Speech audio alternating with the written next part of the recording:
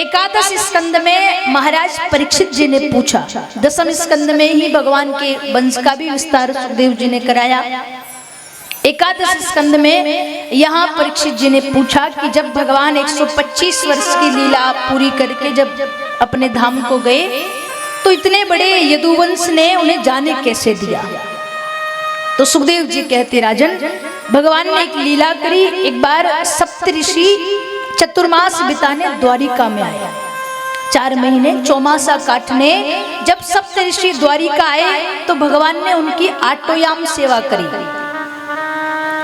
बाल गोपालों ने देखा तो मन में विचार आया, हमारे पिता की तो सब सेवा करते हैं, हमारे पिताजी इन संतों की सेवा कर रहे हैं, ऐसा क्या है, परीक्षा लेके देखें।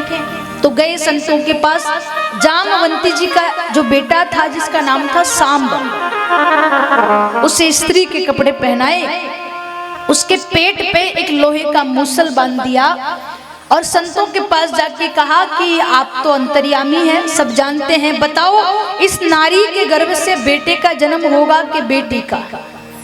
संतों ने क्रोध में आके श्राप दे दिया, ना इसके गर्भ से बेटा होगा ना बेटी, इसके गर्भ से तो वो भयंकर मूसल होगा जिससे सारे यदुवंश का विनाश हो जाएगा। सारे बालक घबरा गए। उस मूसल को नदी के किनारे एक पत्थर पे घिसवाया।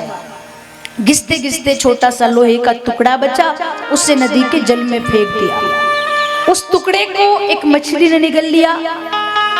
एक शिकारी आया, मछली को पकड़ के घर ले गया। घर ले जाके काटा तो उसके भीतर वो श्रापित टुकड़ा निकला। उसने अपने बाण की नोक पे लगा लिया। अब जहां उस मूसल को घिसा था वहां एरका नाम की घास उत्पन्न हुई, धार वाली घास।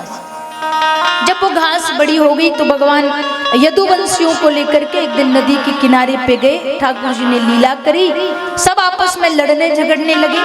किसी के पास अस्त्र शस्त्र तो थे नहीं, वही घास उखाड़ी एक दूसरे पर वार किया और उस घास के वार करने से ही सारा यदुवंश समाप्त हो गया। उसके बाद बलराम जी महाराज सशरीर गोलोक धाम पधारे। बलराम जी के जाने के बाद भगवान ने उद्धव जी को बुलाया। उद्धव जी को श्री दत्तात्रेय भगवान के 24 गुरुओं की कथा सुनाई, अपनी चरण पादुकाएं दी और उद्धव जी को बद्रिका आश्रम जाने के लिए कहा। उद्धव जी ने एक सवाल किया, प्रभु आपके जाने के बाद कलयुग में भक्त जब आपसे मिलना चाहेंगे तो आप कहाँ मिलोगे?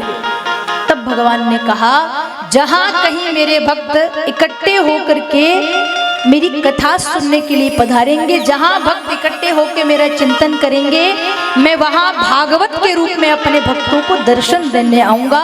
और इसीलिए भागवत को भगवान का वांगमय रूप कहा गया है। मद भक्ता यत्र गायन्तु तत्र तिष्ठामि नारद। जहां भक्त इकट्ठे होकर बुलाए भगवान वहां। उद्धव जी महाराज को प्रभु ने चरण पादुकाएं दी। नदी के किनारे ठाकुर जी बैठे हैं। नदी के उस पार वो शिकारी शिकार करने आया जिसके बाण की नोक पे वो श्रापित टुकड़ा लगा हुआ है। देखा कि उस पार भगवान की पद्मणि चमक रही थी। शिकारी को लगा किसी पशु की आंख चमक रही है। वही बाण निकाला और बाण छोड़ा तो भगवान के चरण में आके छिड़ा। जब शिकारी शिकार लेने आया तो देखा भगवान के चरण में बाण छिड़ा है। खूब रोने लगा, माफी मांगने लगा, क्षमा कर दीजिए। तो भगवान ने कहा, भाई आज मेरे ऊपर जो तेरा ऋण था वो उतर गया, तेरा मेरा हिसाब बराबर हो गया। कौन सा हिसाब?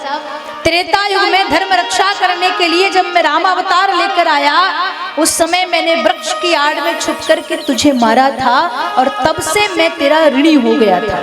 मैंने पीठ पीछे वार किया था, आज तूने छुप करके वार किया, तेरा मेरा हिसाब बराबर। सुखदेव जी कहते, राजन शंखनाद हुआ, आकाश में दुंदुभियां बजने लगी, वेदों की ऋचाओं का गायन होने लगा और भगवान श्री द्वारिकाधीश गोलोक धाम की ओर अग्रसित हो चले। बोले भक्त वत्सल भगवान की। इस प्रकार भगवान गोलोक धाम पधारे। एकादश स्कंद में भगवान के गोलोक धाम की कथा श्रवण कराई। द्वादश स्कंद में सुखदेव जी ने राजा परीक्षित जी को भागवत का अंतिम उपदेश सुनाया। अंतिम उपदेश सुनाने के बाद कहा, राजन संत ने आपको श्राप दिया था, 7वें दिन तक नाग डसेगा, मृत्यु हो जाएगी, और वही 7वां दिन है आज।